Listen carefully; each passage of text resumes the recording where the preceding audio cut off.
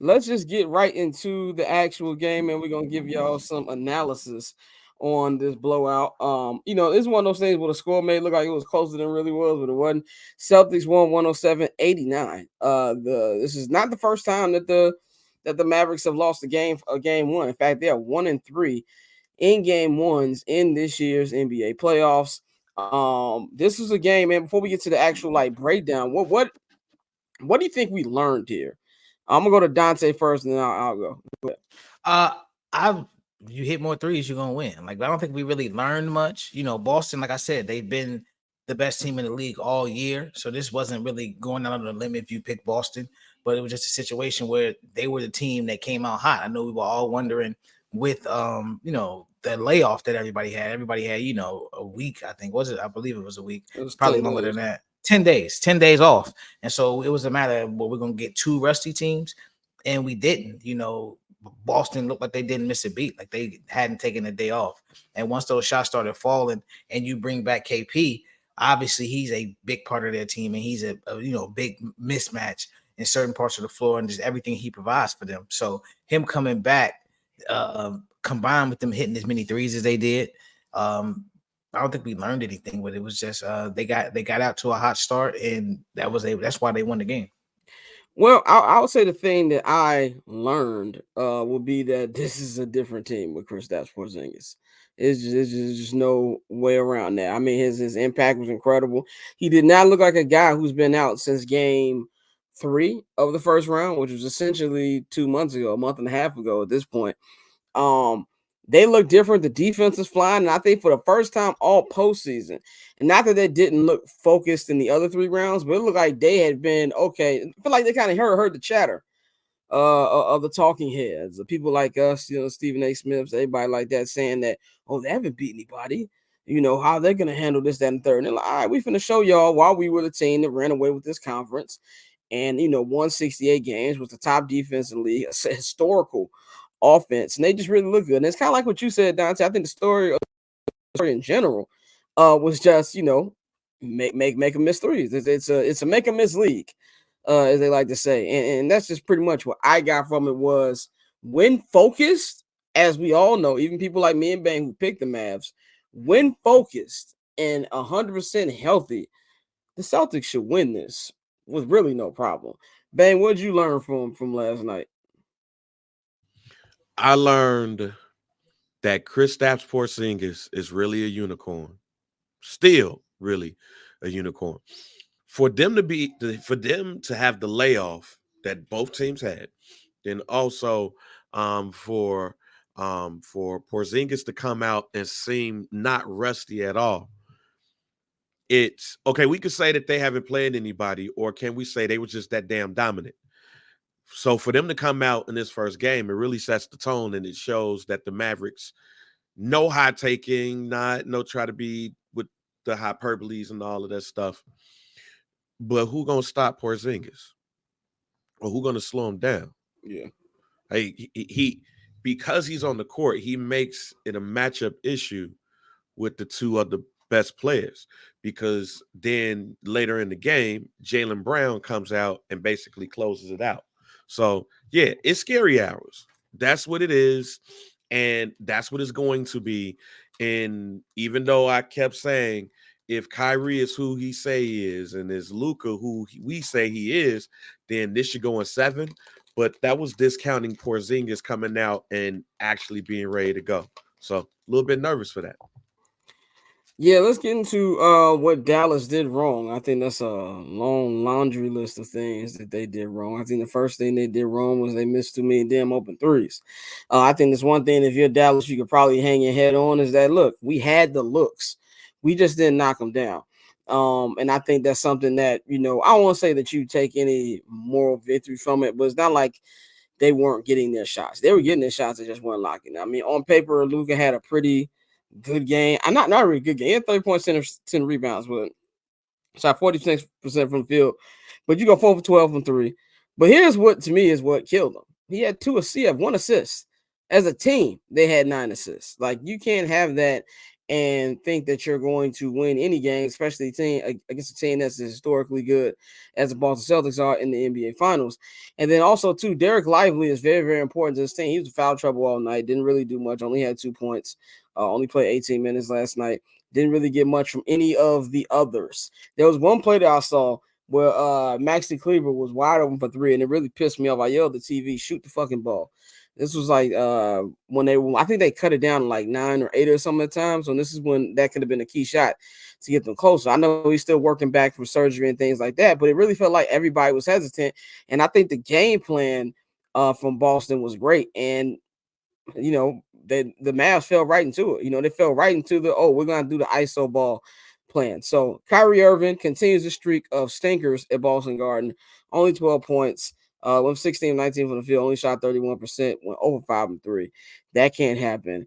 But it's one game, and I know we're in the business of overreacting, but it's one game. I remember 2 years ago, the last time the Celtics was in the finals, they won against the Warriors, and it was pretty convincing. And people were like, oh well, hey, Warriors dynasty might be over, and then a flip got switched. So I think Dallas did a lot of wrong things, but I also think there's some things that's encouraging in here.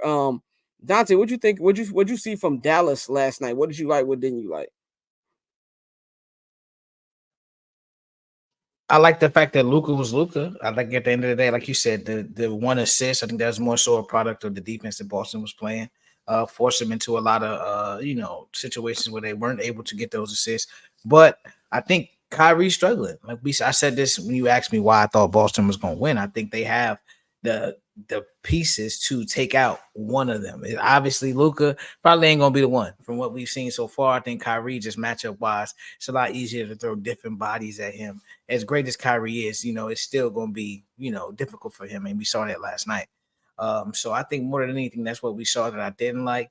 Kyrie wasn't really able to get into a rhythm. He missed some shots that he would normally make, and Luka was Luka. So I like that. Blake, like you said, Lively, he is a nice part of this team. I think, like I said, Dallas has the talent, but Boston, like I said, bro, that was a night where they were really just clicking on all cylinders. And when they're clicking like that, there's not much you could do. I don't think outside of Kyrie going nuclear, there wasn't much he could have done to make that a closer game. Bang, what'd you see from Dallas that you liked and what you didn't like? I mean, Luka was Luka, so I like that. But Kyrie was not Kyrie. Kyrie felt like he didn't come prepared to play. Felt like, I don't want to say mentally he wasn't there, but it definitely felt like it. And of course, if Kyrie comes out the way that he came out, excuse me again, then we can go ahead and cancel Christmas. We go ahead and get this out the way. Name who's the champion and MVP. He needs to be exceptional this playoffs. And he was not on the first game. So when you have the 3 amigos, if you want to call them that, on Boston, that's really on point. You need your 2 best players on Dallas to step up. And not only did Kyrie didn't step up, nobody else on the team step up. If I saw correctly, nobody else on the team had around 15 points, something like that, on the Mavericks. So it was, You are correct. Yeah, Peter Washington at 14. Yeah. Hardy off the bench at 13. Yeah, you're right. yeah, so they was just flat. They came out flat and not ready. But Luka he was ready for the moment. He just didn't have the help. Yeah, and that goes to what to me was the biggest X factor in this whole game was Kristaps Porzingis. Porzingis has been a player since his Knicks days where he had so much potential, he had so much talent. Like you just said, bang, the unicorn. He was beloved in New York for a long time. Remember those early things, and then him going from New York to Dallas. Was it Kemba Walker he was traded for? I think it was. Was it Kemba? So. I think it was Kemba. We got to look that up, but I think it was Kemba. But he went to Dallas, and remember he's supposed to be paired with Luka. He's gonna be Luka's number. No, it was 2. Marcus Smart. It was Marcus Smart. He got traded for. It was Marcus Smart. No, I'm not talking about Chris. I'm talking about one from the Knicks. Oh no, okay, yeah, it was Kemba. My bad. It's from the Knicks. Yeah. So he was supposed to be the running mate for Luka, and the injuries I think is the biggest part of it, more than him and his talent and not really living up to it. He's always been hurt. He's been hurt this year, and he's been hurt in these playoffs, obviously. But what we saw last night is that this is just an unstoppable team without him. Maybe that's why the Celtics didn't look as impressive, quote unquote impressive, because they only lost 2 games in the first 3 rounds. But quote unquote impressive because they didn't have Porzingis, so they had to play a different style ball. But Porzingis' impact to me was crazy. I mean, he had only played 20 minutes off the bench, had 20.6 rebounds, 6 rebounds, but 3 blocks. That was important. Blocked a lot of niggas at the rim. And he just is somebody, he can be out here with the pick and pop. He can go post up. Defensively, he's great. It just was an overall just a great thing by him. And I think that this is going to be something that's going to change. We said this in our preview show on Monday, that if he plays, that this is going to be a different series. I think I just underestimated how different it is. Now, like I said, it's game 1. They can adjust. I expect Jason Kidd to make some adjustments and change this game a little bit. I do think game 2 will be a lot closer. I do think the others will play better. And I think Kyrie Irving is going to play better. But if Porzingis can replicate this to some level, it's gonna be kind of tough for Dallas. Dante, what'd you see from Porzingis that you like? Were you surprised that he played this well off not playing for a month and a half? I wasn't surprised when they said that he had done a bunch of scrimmage, and I know that sounds silly when you drop somebody into an NBA Finals game, but with the way the game is played today, and once they said that he had his wind and his conditioning was solid, I knew he was going to be okay. I didn't expect him to go crazy like this, but I mean, this is the KP that was promised. When Phil Jackson drafted him for the Knicks, he's a unique talent. I think I think sometimes his offense overshadows what he does on the defensive side of the ball. Not saying he's a lockup defender, but him blocking shots, him being that big, like you said, he was meeting motherfuckers at the rim, and he did that a couple times. And so just having that presence in the rim, in the paint, on top of what they do defensively, that adds a new layer to that team. And like I said, if Dallas can adjust, it could get ugly quick. But at the same time, I don't think that they'll shoot as good as they did in game 2. They hit a lot of threes, and that when you get railroaded like that early, you feel me? Like you really get hit with that haymaker. They got close, but when you only have one superstar clicking, it wasn't going to work like that against Boston. Jason Tatum had a solid night. I'm going to get into that, but they didn't really have everybody really, really going crazy. That was a team effort last night, and that's one of those things where it's like, damn, okay, this team is going to be tough to beat. And that team effort thing, when we get to the Tatum topic, I got something. I might actually be shooting him some bill. Never thought I'd get to that. But I think what you said too about 3-pointers is important, because we see how Boston gets when they're not hitting those threes. When they're not hitting those threes, they are a completely different team. So that's definitely something to watch out for. Bang, what stood out to you about how Porzingis played? He ain't played in 6 weeks. Like, to me, he looked like a nigga who been in the regular rotation with the rest of the team. You just said it. When you not only are out for a certain amount of time, but the team is out, right? Now not only do you have to get reacclimated to the team has to make sure that they're practicing and going over everything and trying to be as comfortable as possible because of the layoff that both teams have going into the first game, which is stupid as shit. By the way, this is the NBA got to fix that. Yeah, dog. the NBA got to fix this because this is terrible. With that being said, that's what was shocking, that the team in general felt like they didn't miss a beat.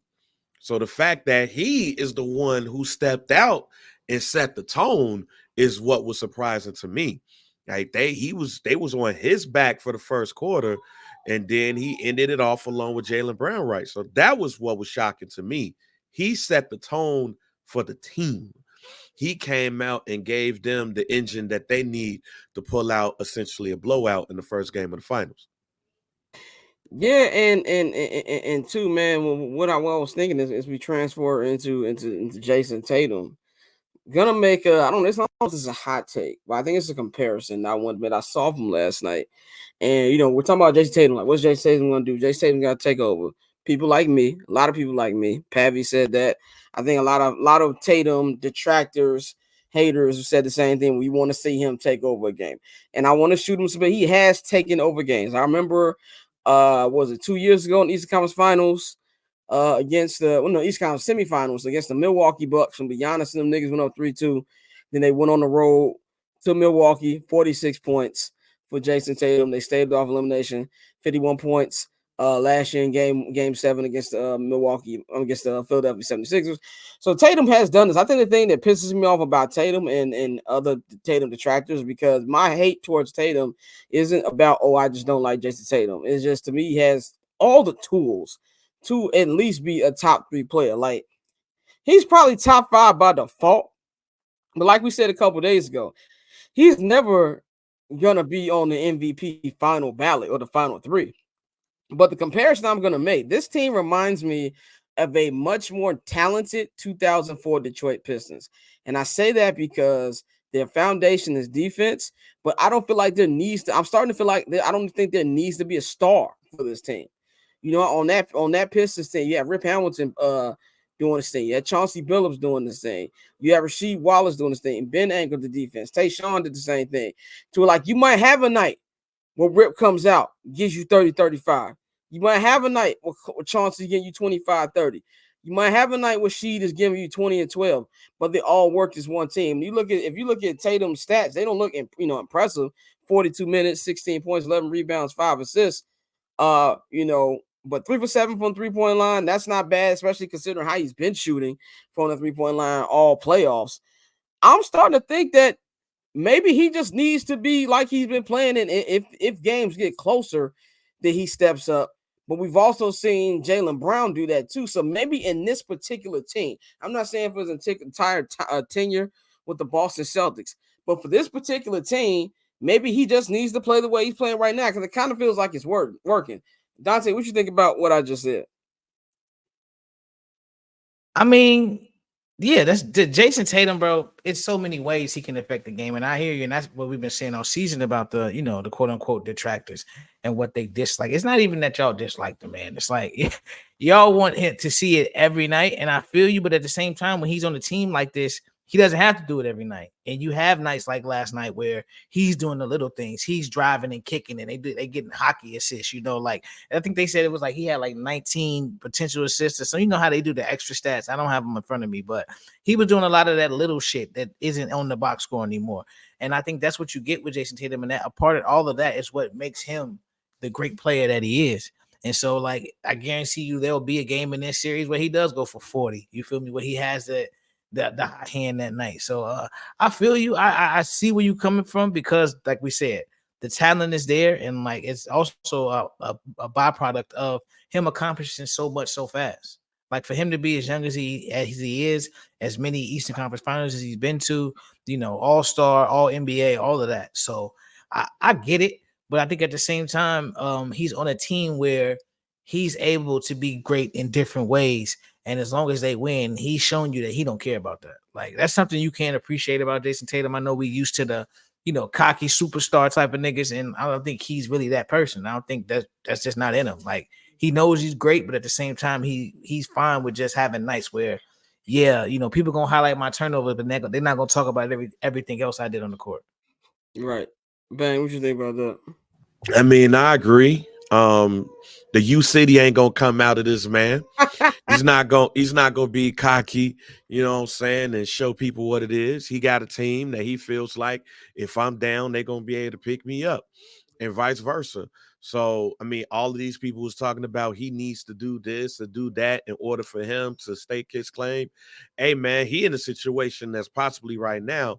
It's like, gee, I'm about to get this ring. I don't have to score 50 points a game just to get it. And when it's time for me to snap, I will. But right now, I'm on chill. That paper on this player haters, old news, money on the other line, so I'm not gonna hold you. Money on the other